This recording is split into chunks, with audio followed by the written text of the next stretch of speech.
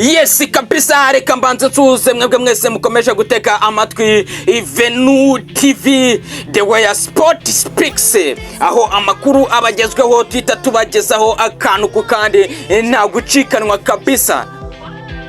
Rero no umukinnyi w'ikipe ya Paris Saint-Germain bakaba bamwita Gonçalo Ramos, aho ashobora gutandukana na Paris Saint-Germain muri iyi menshi. Ni ibintu bikomeje gukurura amakipe akomeye yo mu Bwongereza, harimo ikipe ya Manchester United, Chelsea the Blues ndetse na Arsenal the Gunners, bose barimo gukurikirana hafi uyu rutahizamu w'umunyaportugal nyuma y'igihe cyiza yagize muri Paris Saint-Germain.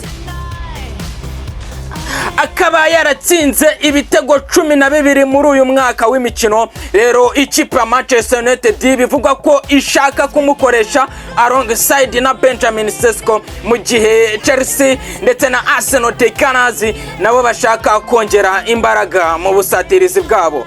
Ese mwebwe murabibona gute? Uyu Gonçalo Ramos azerekeza muri Premier League. Rero abafana benshi baracyategereje kumenya ikipe azahitamo.